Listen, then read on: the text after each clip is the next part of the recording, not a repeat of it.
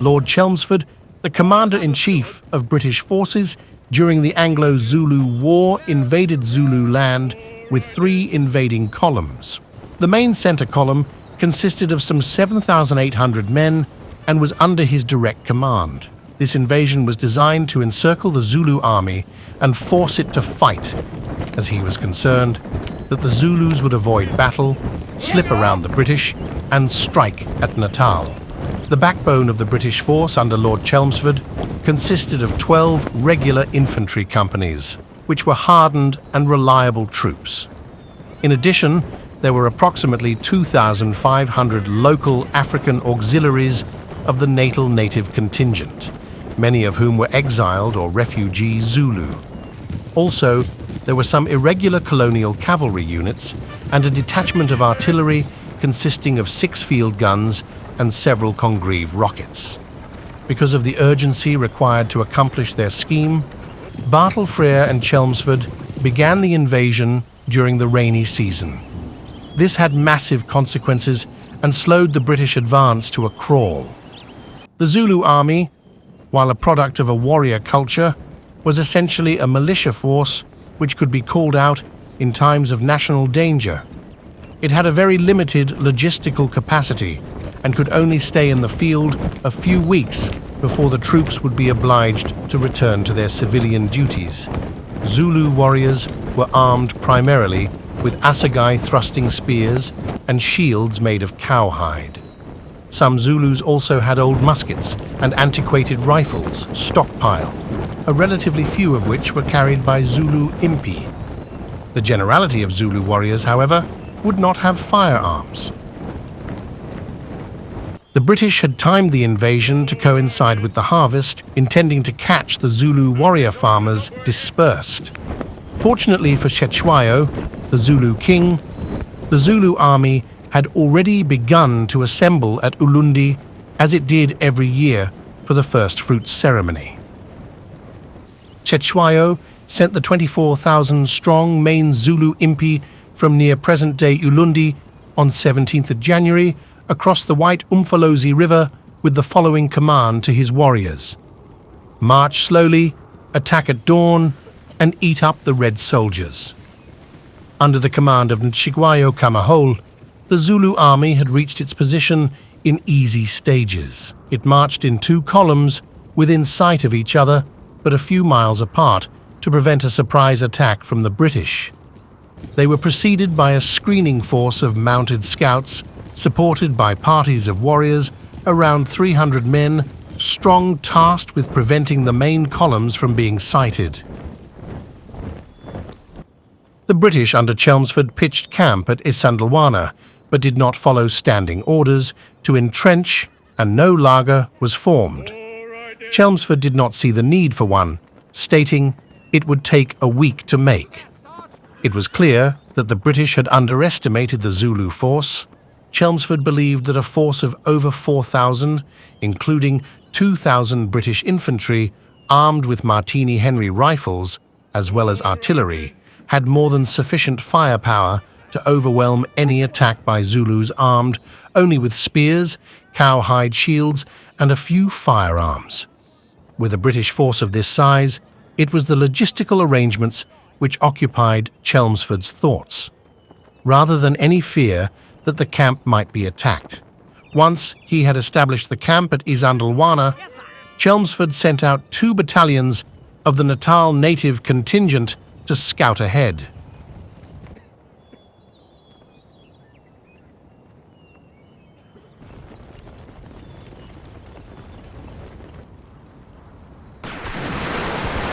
They skirmished with elements of a Zulu force which he believed to be the vanguard of the main enemy army.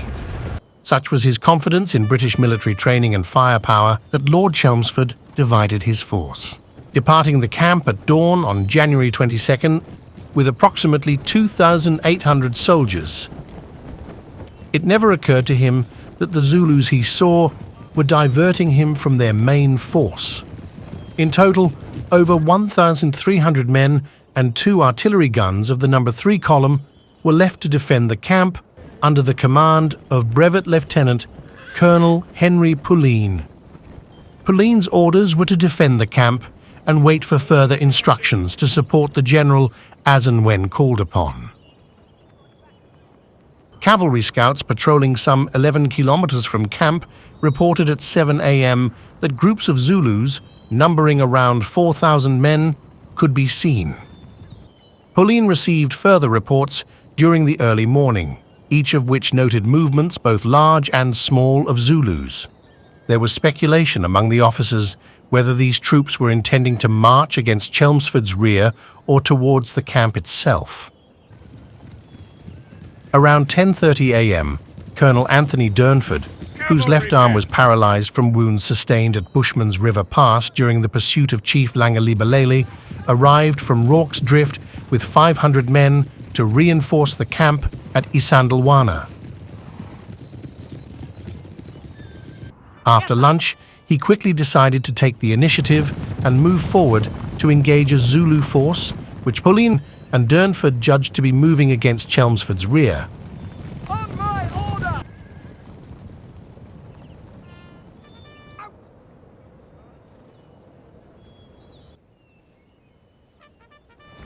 Following orders! Durnford engaged with this smaller Zulu force.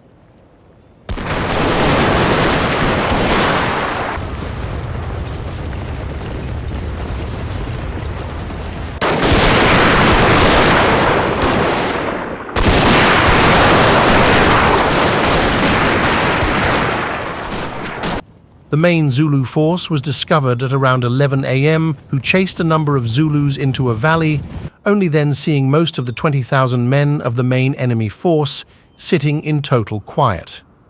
Having been discovered, the Zulu force leapt to the offensive.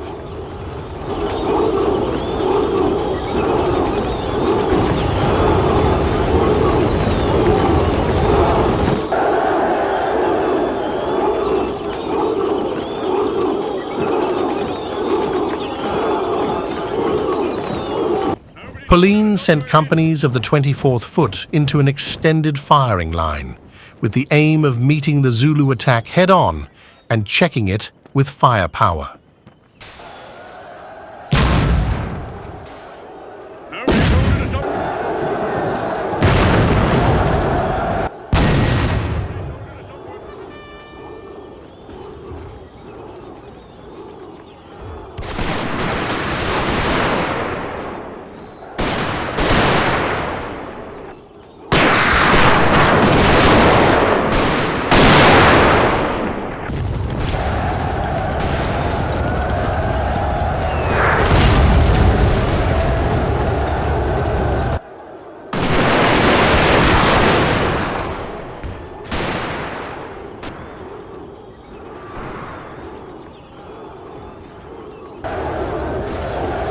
For an hour or so, until afternoon, the disciplined British volleys pinned down the Zulu centre, inflicting many casualties and causing the advance to stall. Indeed, morale remained high within the British line. The Martini Henry rifle was a powerful weapon, and the men were experienced. Additionally, the shell fire of the Royal Artillery forced some Zulu regiments to take cover behind the reverse slope of a hill. Nevertheless, the left horn of the Zulu advance was moving to outflank and envelop the British right.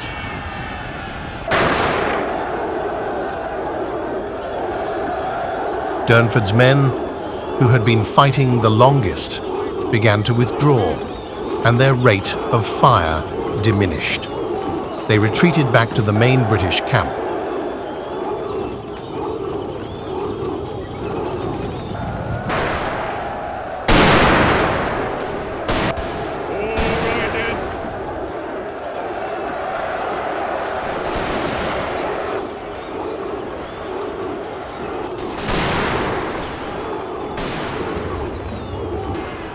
The fighting had been hand-to-hand combat, and no quarter was given to the British regulars.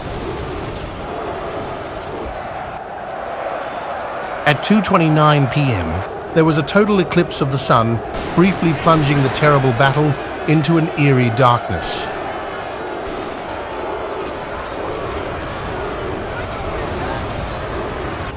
A Zulu account describes a group of the 24th forming a square on the neck of Isandlwana.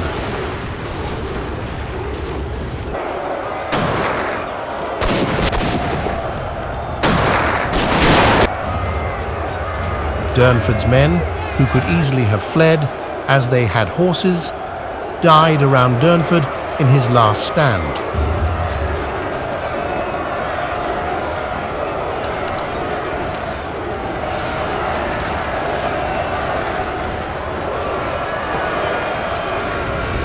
While nearby their horses were found dead on their picket rope.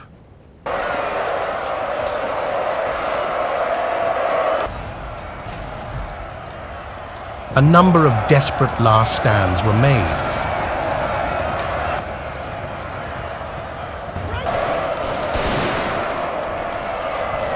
Evidence shows that many of the bodies today, marked by cairns, were found in several large groups around the camp.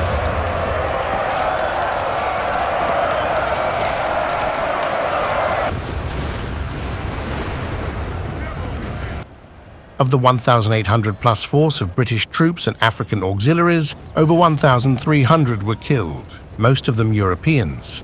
There was no sure casualty count for the Zulus, but it was estimated between 1,500 and 2,000 had been killed.